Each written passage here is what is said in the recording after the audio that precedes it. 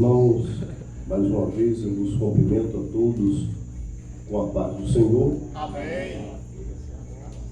Jesus expressou dizendo no Evangelho segundo escreveu Mateus, capítulo de número 18 e o versículo de número 20. Onde houver 2 ou 3 reunidos no meu nome, ali eu estarei presente.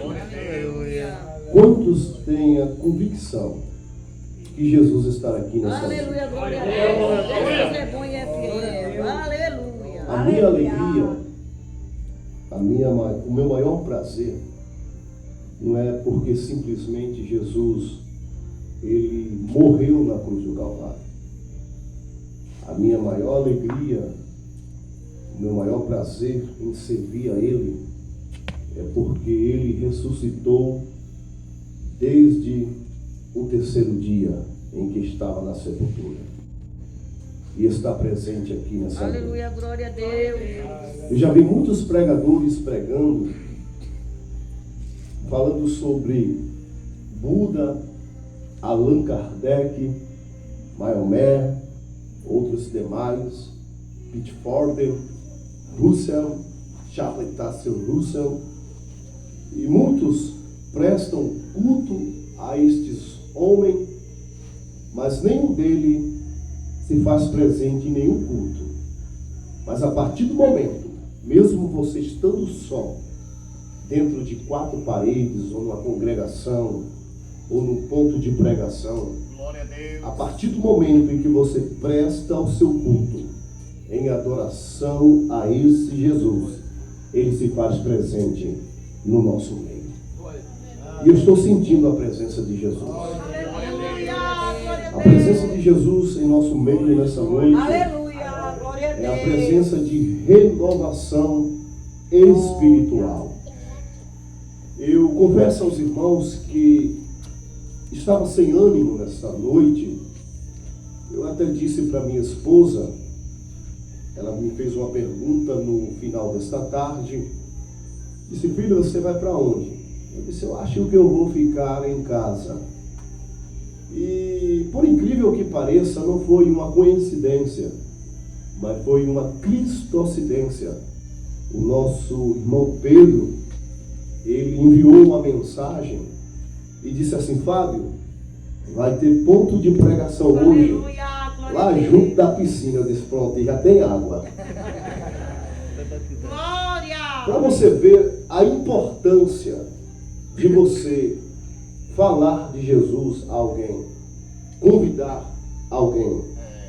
Às vezes tem pessoas que estão precisando de um empurrão seu. Bora, rapaz, fica hoje não, vamos lá, né? E Jesus se faz presente nisso, e opera e trabalha. E nós estamos precisando de uma renovação espiritual. Nós não somos nenhum super-homem. Nós temos talvez um espinho não semelhante ao de Paulo, mas cada um tem a sua cruz para carregar. Cada um tem o seu fardo, cada um tem o seu peso para pesar. E muitas das vezes a gente quer ser forte, aparentar ser forte, mas muitas das vezes as pessoas não entendem isso. Mas a gente, muitas das vezes, irmãos, temos que comer a palha e dar o trigo. A gente tem que fazer isso, porque a gente temos que se gloriar também nas nossas fraquezas, porque temos que ter a convicção que nós não somos fortes, nós não podemos nada, a não ser que Jesus esteja em nossas vidas, em nossa direção, guiando os nossos passos, os nossos pensamentos. Porque nesses últimos dias, o inimigo ele está atuando nas mentes, nos pensamentos, e tem colocado, como nosso irmão Pedro disse, pensamentos contrários, pensamentos de fraqueza, de friezas espirituais. Mas eu louvo a Deus, porque a palavra de Deus nos diz que Jesus, Ele é a nossa fortaleza. Aleluia. Quando eu me sinto e me encontro nessa situação, eu busco a ler o livro dos Salmos, porque quando nós abramos a Bíblia no livro dos Salmos, por incrível que pareça, a gente nunca vai ver Deus falando com o homem. Você pode ler os outros 65 livros da Bíblia, que você vai ver: e assim determinou o Senhor, e assim falou Deus a fulano de tal, assim Deus ordenou, como Ezequiel foi ordenado por Deus, assim Deus mandou, assim Deus o determinou. Mas quando você lê o livro dos Salmos, você vai ver o homem na sua carência espiritual, precisando de uma renovação espiritual, se prostificando-se para falar com Deus. Como, por exemplo, Davi, ele obtendo a sua confiança em Deus, cercado de inimigos, teve um reinado recheado de guerras, de violências, e ele buscou a confiança em Deus, e ele tomou uma das palavras mais poderosas, quando ele afirmou dizendo: o Senhor é o meu pastor, Aleluia. e nada me faltará. Ele obteve a sua confiança em Deus. Observe que você vai encontrar Salmo dizendo assim, um salmista se expressando: Senhor, apressa-te em me ajudar. Como no Salmo 70, ele pedindo para que Deus o apressasse em lhe ajudar. Você vai ver outro salmista dizendo assim: esperei com paciência no Senhor, e Ele se inclinou-se para mim e ouviu o meu clamor. Você vai ver outro salmista mais alegre, talvez dando seu culto de ação de graça, e no Salmo 100 ele dizia: celebrai, porém, com júbilo ao Senhor. Todos os moradores da terra estavam tão felizes que ele não queria saber quem estava triste, quem estava feliz, quem estava afastado de Deus ou mais longe de Deus. Ele diz: celebrai com júbilo ao Senhor, todos os moradores da terra. Você vai ver outro salmista dizendo assim: bom é louvar ao Senhor e cantar louvores ao seu nome. Você vai ver o salmista dizendo assim: e o Senhor dos exércitos manifestou-se a sua grandeza e afogou o faraó no mar com todos os seus exércitos. Você vai ver o salmista dizendo assim: Deus é o meu refúgio e fortaleza, socorro bem presente na hora da angústia. Você vai ver o salmista dizendo assim: ó Deus, até quando estarei eu em meu eu e clamando a ti e tu não me responderás? Você vai ver que o salmista em outro salmo vai dizer assim: esperei tanto no Senhor, abri a minha voz em clamor, o céu se abriu como cortina, ele se levantou-se do seu trono e ouviu a minha voz. Uma vez eu falei e duas Deus me fez ouvir. Observe que ele sempre busca a Deus, ele sempre busca o caminho da renovação espiritual. Então, meus queridos irmãos, para não tomarmos tempo, eu gostaria de trazer uma pequena reflexão dentro do livro de Abacuque. Abacuque, como eu já tenho dito ao nosso presbítero, você nunca vai encontrar nenhuma outra referência sobre a vida de Abacuque ou o nome de Abacuque em outro livro da Bíblia, a não ser no próprio livro do profeta Abacuque. O significado do nome Abacuque no hebraico é abraço. Ele se sentia abraçado-se por Deus. Talvez quando Abacuque nasceu, os seus pais colocou esse significado porque precisava de um abraço, de um acolcho de Deus, uma alegria de Deus. Por fim, Abacuque nasceu, e quando Abacuque se tornou-se homem, Deus levantou Abacuque como profeta, e mediante a uma nação que estava se corrompendo diante das leis morais de Deus, aonde naqueles dias o reino já havia se dividido entre o reino do norte e o reino do sul, ou seja, a nação estava perversa, a nação estava distanciada das leis morais de Deus, o homem estava abraçando a violência, outro abraçava a prostituição, e Abacuque estava se sentindo constrangido mediante a esta situação caótica, tenebrosa e difícil. Abacuque, ele é avisado por Deus. Deus, por sua vez, havia dito para Abacuque que iria derramar da sua ira sobre o povo de Israel, sobre o judeu. Deus, por sua vez, já havia alertado Abacuque que iria derramar do seu furor.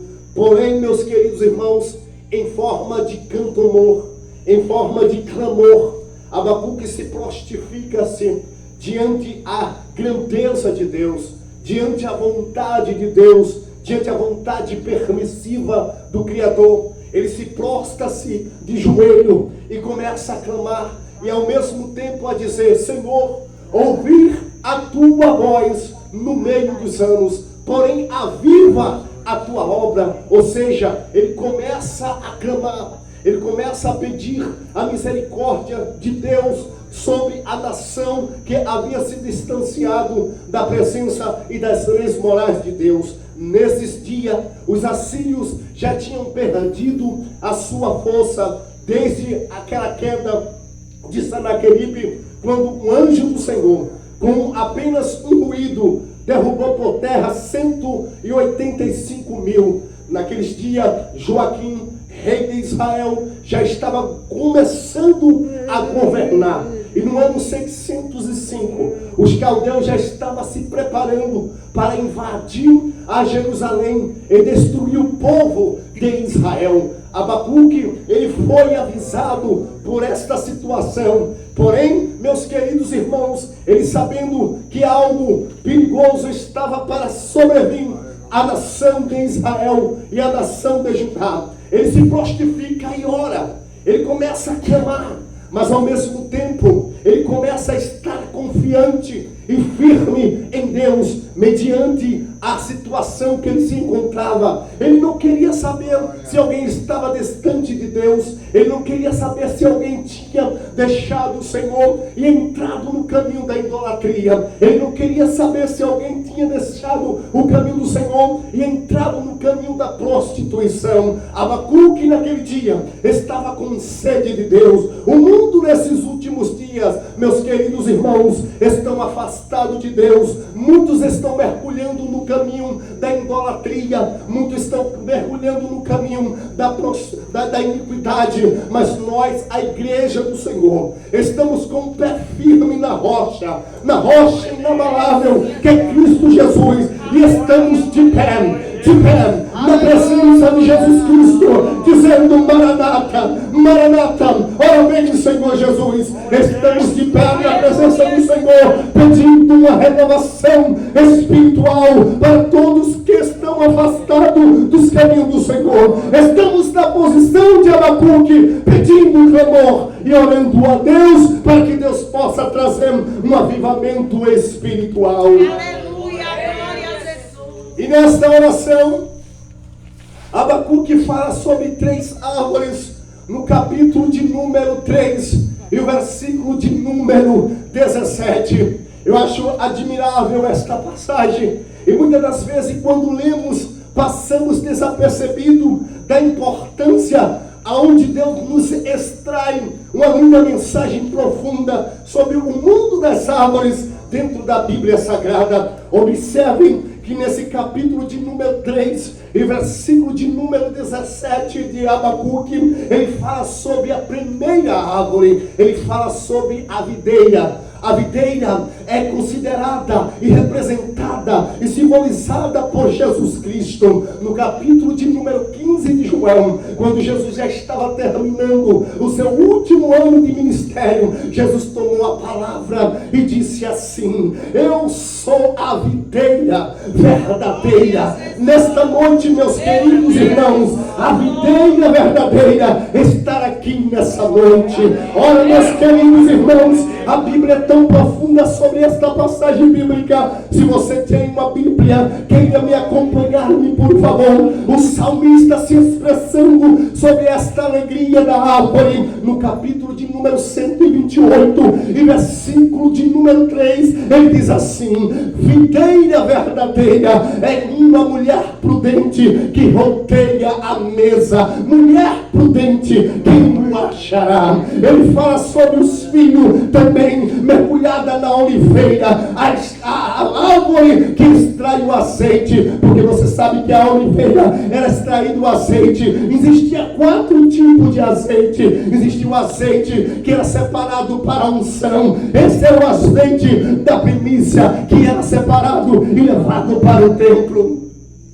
Observem, meus queridos irmãos, que a videira é a árvore do fruto, é a árvore da prosperidade, é a árvore da bênção, é a árvore dos talentos. Ora, se Jesus é esta árvore que extrai o vinho, a coisa mais importante para o judeu é o vinho. A única pessoa que desprezou o vinho em sua época foi a sunamita. Quando ela se sentiu apaixonada por Salomão, ela estava tão admirada por Salomão que ela disse: beija-me ele com o beijo de sua boca, porque melhor para mim é o seu amor do que o próprio vinho. Mas ela estava desprezando a maior cultura e a maior importância de Israel, que era o vinho, que era extraído da videira. Jesus Cristo é a videira que extrai o vinho. O vinho é o sangue de Jesus Cristo, o sangue poderoso, que tem poder para salvar, que tem poder para perdoar, que tem poder para renovar,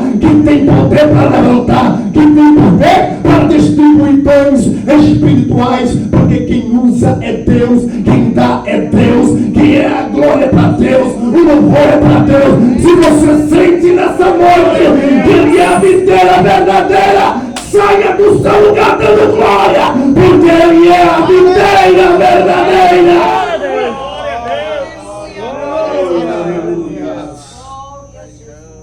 E Salomão fala sobre a figueira. A segunda árvore é a árvore da figueira. Sabe o que significa esta árvore? Esta árvore significa proteção, segurança. Observe que em Gênesis, capítulo de número 3 e o versículo de número 7, quando Adão e Eva, ele peca perante Deus, eles se protegem com uma folha, aleluia, da figueira. Eles conseguem se proteger, porque esta folha cobre a vergonha do homem. Escute só, por favor, isso é muito sério. O homem pode pecar, o homem pode falhar, o homem pode cometer adultério, o homem pode cometer fornicação, assassinato, mas quando ele entrega a sua vida para Jesus Cristo, ele é protegido por a folha da videira e da figueira. Estamos protegidos. É por isso que Paulo disse: quem, porém, a levantar-se a acusação contra os escolhidos do Senhor, porque é Deus quem justifica, é Deus quem perdoa, é Deus quem comprou, é Deus quem salvou, é Ele quem derrama da sua graça, é Ele que derrama da sua misericórdia. Quem está protegido por essa folha, levante a sua mão e dê glória para Jesus bem alto. Estamos selados pelo sangue de Jesus Cristo. Observe que esta árvore, Pedro, é a árvore também da proteção e da segurança. Observe que quando Natanael chegou diante da presença de Jesus, Jesus olhou para ele e disse: eis aqui um verdadeiro israelita, que não há dolo, ou seja, que não há malícia, um homem íntegro, um homem de moral, um homem, aleluia, que se desprende-se das coisas do mal. Jesus começa a elogiar a Natanael. A Natanael dá um pulo para trás, admirado, olha para Jesus e diz assim para ele: de onde é que você me conhece? Porventura foi o meu irmão que falou sobre a minha personalidade para você? Jesus disse: não foi ninguém não, meu filho, porque antes de alguém te chamar e te trazer até a minha presença, eu vi quando você estava debaixo daquela árvore, a árvore da sombra, a árvore da sombra do Onipotente, descansando dos seus pecados, da sua sua angústia, dos seus pensamentos negativos. Eu te vi quando você estava debaixo da figueira. Aleluia, glória a Deus. Não adianta querer se esconder de Jesus. Não adianta querer fugir. Não adianta querer se desprender-se e ficar cocheando em dois pensamentos, em quatro paredes, porque Jesus está te vendo debaixo dessa árvore. Muitas das vezes a gente vai procurar proteção debaixo dessa árvore e às vezes não toma conhecimento que Jesus está nos olhando, que Jesus está nos observando. E a árvore da oliveira é a árvore que extrai o azeite, a chamada. Irmãos, eu tenho uma palavra de Deus para você. Se você está aqui nessa noite, foi porque Jesus te trouxe. Aleluia. Se você está sentado neste banco aqui, é porque Jesus te escolheu. Aleluia, glória a Deus. Existem pessoas lá fora muito mais intelectual, mais inteligente do que eu e do que você. Mas Jesus nos chamou e nos escolheu. Tem muitos doutorados, tem muitos homens capacitados, mas se foi Jesus que nos escolheu, quem, pois, o invalidará? Quem, pois, impedirá a obra de Deus na nossa vida? Somos escolhidos por Deus. Existem muitas pessoas sábias, inteligentes. Observe que quando Samuel ele foi com azeite desta árvore para ungir um dos filhos de Jessé para rei, se apresentou-se Samar, Eliabe e Abinadab na sua presença. Talvez um era advogado, outro juiz, outro mais graduado, mas não era eles que Deus queria. Deus queria Davi. Deus está à procura dos Davi nessa noite. Daqueles que estão ocupados com a obra. Aqueles que têm compromisso com a obra. Observe que Deus nunca vai chamar um desocupado. Deus sempre vai chamar alguém que esteja ocupado. Mas que ainda que ele não tenha a capacidade, Deus é poderoso e tremendo para o capacitar. Deus chamou 12 incapacitados, homens que talvez não tinham a letra, homens que talvez eram semi-analfabetos, mas Deus, quando chamou, Deus se responsabilizou. Quando Deus chamou, Deus o numerou. Quando Deus chamou, Deus o escolheu e os designou. Deus escolheu Pedro, um homem letrado que vivia no mar da Galileia, pescando noites e após dia. Mas observe que uma só noite, uma só pregação de um homem que não sabia ler, capacitado por Deus, cheio do Espírito Santo, ele ganhou 3.000 almas para Jesus naquele dia. Olhe, Deus não quer saber se eu sou analfabeto. Deus não quer saber se você é analfabeto. Deus não está interessado se você cursou um curso básico, o científico ou outros demais mais avançados. Deus não quer saber do teu diploma de teologia. Deus não quer saber da ciência. Deus não quer saber da geografia. Deus só quer saber de uma coisa: de encontrar corações abertos, que esteja à disposição para ele ser usado por Deus. Porque Deus não faz a exceção em querer usar alguém. Deus usa menino, como usou Davi para matar Golias, mas quando Deus quer encher, ele usa também ancião. E alguém fica bochechudo com isso. Quando Deus começou a usar os anciões, alguém chamou de Moisés e disse: olha, Deus está enchendo os anciões de poder. Deixa Deus usar os velhos. Porque o salmista diz: até na sua própria velhice lhe darão frutos. A árvore vai gerar fruto. A árvore é frutífera. A árvore é frutífera. A árvore tem fruto de Deus para você nessa noite. Quem crê nesta palavra, que esta árvore tem fruto, receba do fruto de Deus nessa noite. Receba do fruto de Deus nessa noite. Aleluia. Já estou terminando, mas deixa eu lhe dizer uma coisa. Quando José estava preso na prisão, que os 2 empregados de Faraó caíram na prisão, o copeiro contou uma visão, um sonho a José. E ele relatou o sonho a José. E nesse sonho, irmão Gil, ele relatou a videira. Quem é a videira? Jesus. Jesus é a videira. Significa que ele é do Gênesis ao Apocalipse. Ele é a videira. E ele sonhou com a videira. E a videira tinha 3 ramos. Sabe o que aqui significa? Significa os 3 dias que Jesus ia passar no ventre da terra.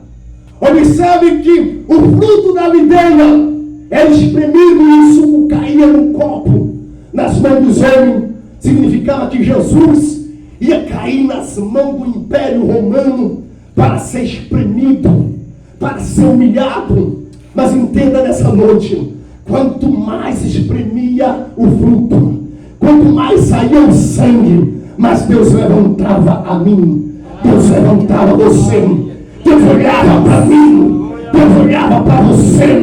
Era 3 ramos, era fruto espremido. Escute só uma coisa, mesmo o fruto espremido, mas ele tem que servir a alguém. Ele tem que ter algo para entregar a alguém. Saiba nessa noite que Deus lhe escolheu e não lhe deixou de mão vazia neste lugar. Você tem algo nas mãos para servir a alguém que precisa da sua ajuda.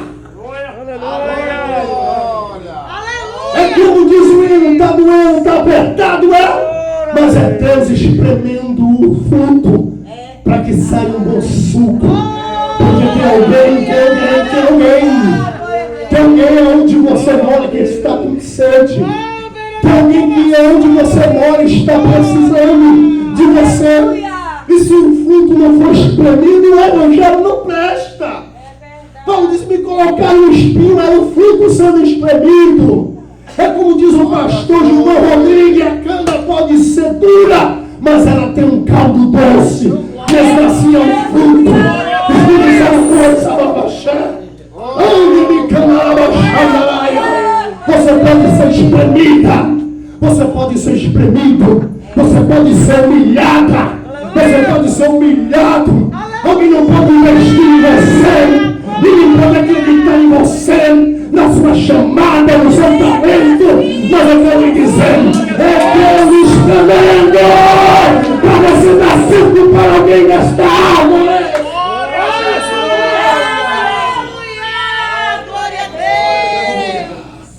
Olhe para seu irmão e diga: Jesus está falando. Diga: Jesus está falando. Olhe para o santinho que está do seu lado e diz assim: agora eu entendo porque você sofre tanto. Agora eu entendo porque você chora tanto. Agora eu entendo porque muitas vezes você é rejeitado no ministério. Agora eu entendo porque você é rejeitado no meio da sua parentela. É porque você está dando fruto. É porque a água está fluindo.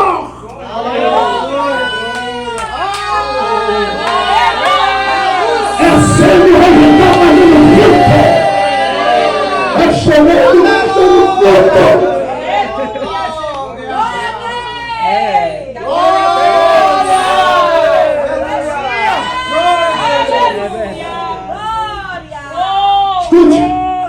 Vai chegar a sua hora e alguém vai ter que beber desse fruto. Escuta só, Gil. Escute só uma coisa. Jefité, diga assim: Jefité. Diga assim: Jefité. Foi rejeitado. Diga assim: alguém julgou a sua parentela.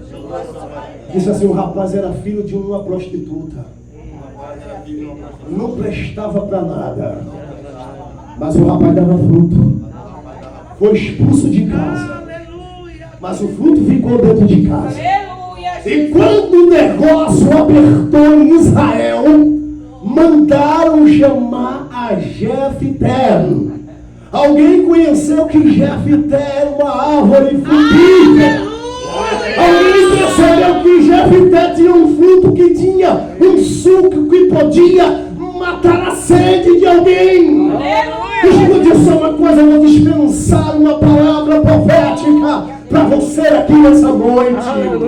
Alguém te acorda no desprezo. Se alguém está te colocando dentro do calabouço, mas a hora de Deus vai chegar. Alguém vai mandar te chamar, como mandou chamar Jefité. Alguém vai te tirar desse calabouço, vai estender a corda como tirou Jeremias, mas a ordem é de Deus. É de Deus, é de Deus, é de Deus. O negócio que Deus tem com você é maior do que Deus tem com Cicano. E o negócio que Deus tem com você é mais profundo do que Deus tem com Betânia. Então receba de Deus nessa noite.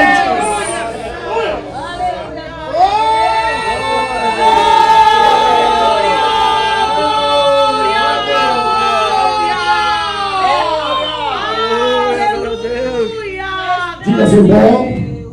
Diga bom. Diga bom. É estar fazendo parte. Diga assim, desta árvore. Diga assim, nessa noite. Eu estou debaixo desta árvore. Olha só, vou terminar, mas vou dizer uma coisa para você. Sabe o que é que o diabo está colocando em muitos crentes nesses últimos dias? A mesma capa que o Império Romano colocou em Bartimeu. A capa de coitadinho. A capa de que você não vai vencer. Que seus sonhos não vão se tornar-se realidade. Jesus deixou o diabo tão doido que quando você lê Lucas e Marcos diz assim, e saindo ele de Jericó. Aí Lucas diz assim, e entrando ele em Jericó. Isso aí é para deixar o diabo doido. Um diz que ele ia entrando, e o outro diz que ele ia saindo. Mas o texto diz o seguinte, ele ia saindo, como Marcos diz, porque ele ia saindo da antiga Jericó, a cidade antiga que Josué colocou as trombetas e caiu por terra. E Lucas diz, ele ia entrando porque havia uma nova Jericó, chamada Jericó das Palmeiras, ou da Palmeiras, aonde Herodes plantou seu palácio para passar o final de semana lá. Aí Jesus estava passando a última vez em Jericó. Jesus ia entrar na cidade de Jerusalém, que era 25 quilômetros da cidade dessa nova Jericó. Mas antes de Jesus entrar em Jerusalém, Jesus precisava fazer duas coisas. Mandar Bartimeu tirar a capa e curar ele, e entrar na casa de Zaqueu. E foi a última oportunidade que Jesus passou por ali. E quando Jesus passou, Bartimeu começou a clamar, a árvore está passando por aí. Isso é a figueira. É a videira que está passando por aí. E começou a clamar, Jesus, filho de Davi. Jesus disse, chama cá, vem cá. O que é que tu queres? Que eu retorne a ver. Em outra expressão, que eu veja. Era filho de Betuel, segundo Flávio José, um general do exército de Betel, que havia tornado-se um comércio, e os romanos, por ver que eles não estavam pagando imposto, mata seu pai, e para o menino não crescer saudável, eles arrancam ou furam, alguns dizem que arrancam, outros dizem que furam, as óticas de Bartimeu, e ele se torna cego. Mas observe que quando ele tem um encontro com Jesus, antes de Jesus curar ele, Jesus disse assim, levanta-te e joga essa capa fora. Sabe o que é que Jesus está dizendo para você? Você pode até estar cego, mas espiritualmente você enxerga a glória de Deus. Mas Jesus quer uma coisa de você nessa noite. Jesus precisa que eu e você joguem essa capa fora. Sabe qual é essa capa, Pedro? Eu vou lhe explicar agora. Muitas das vezes o diabo coloca essa capa em nós e às vezes a gente passa desapercebido. Sabe qual é? A capa da falsidade. Né? Muita gente falsa no meio de nós. Né? A capa da iniquidade. Muita gente prostituta, tá uma coisa séria. O adultério está entrando dentro das igrejas. A fornicação. O diabo tem colocado a capa do orgulho. Aqui quem prega sou eu, quem faz melhor sou eu, quem canta melhor sou eu. Não tire essa capa. Tira essa capa, senão tu vai permanecer cego. Feito Bartimeu, essa capa de coitadinho, que ninguém está me vendo, que ninguém está me olhando, que eu não vou a lugar nenhum. É capa do diabo. É noite de se levantar nesse ponto de pregação, onde tem menos de 20 pessoas, e dizer assim, Deus, eu estou pegando essa capa, e estou jogando fora, e eu quero a capa da tua graça. Eu quero a capa da tua graça. Deus olhou para Paulo e disse assim: a minha sabedoria te basta? Não. O meu poder te basta? Não. A minha misericórdia te basta? Não. A minha chamada te basta? Não. Deus olha para Paulo pequeno. Porque talvez alguém pudesse olhar para Paulo e dizer assim: você é um super-homem. É um príncipe dos pregadores, já pegou a Europa toda. Ganhou milhares de almas para Cristo. Mas Deus olhava para Paulo e via um pobre coitado que precisava da graça dele. Sabe o que Deus está dizendo para você? Você precisa da graça dele.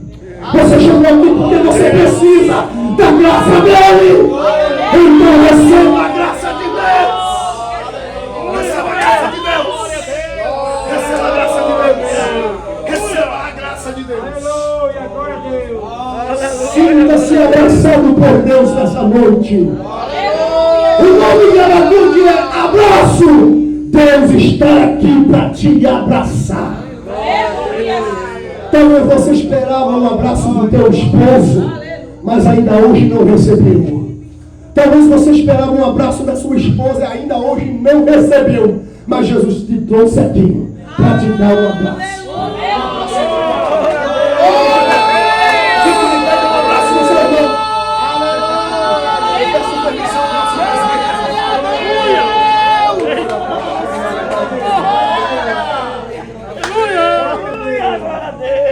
De pé e abrace seu irmão. Insista com Deus nessa noite. Está ferido? Está feito Jacó, está ferido. Mas eu só se salvo quando tu me abençoar. Eu só te solto quando tu me abençoar. Eu só te solto, Jesus, nessa noite quando tu me encher do teu espírito. Eu só te solto quando tu me ensinar. Eu só te solto quando me ungir para cantar. Deus vai te ungir. Deus vai te ungir. Deus vai te ungir. Deus vai tirar o imprevisto. Deus vai tirar os tijolos da frente que está atrapalhando. Deus vai te chamar para uma grande obra e vai colocar no lugar aquilo que precisa ser colocado. E Deus, neste lugar, vai mostrar para alguém que tu também tem chamada e é um escolhido de Deus. Quem tem esta certeza, levante a sua mão e dê glória para Jesus.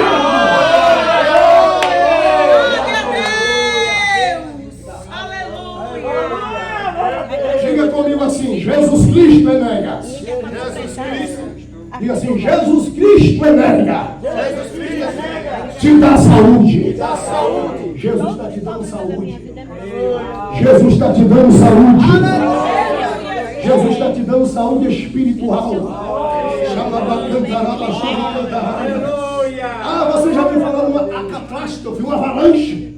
Vai vir uma avalanche de unção no teu ministério. Vai vir uma avalanche de mistério e de revelação na palavra. Vai vir ciência. Vai vir ciência na palavra. A interpretação bíblica vem de Deus. É Deus quem vai dar. É Deus quem vai dar. É Deus quem vai dar. Glória a Jesus. Deus é Deus. Aleluia. Grande. Deus é grande. Aleluia. Jesus, ele fez coisas grandes nesta vida. Aleluia. E você, meu prezado ouvinte, aleluia, que está ouvindo a cada palavra que saiu nesta noite. Tem essa oportunidade para que Jesus faça um milagre na tua vida. Aleluia. Glória ao nome de Jesus. Aleluia, glória a Deus. O que impede, aleluia, trabalhar de Deus na tua vida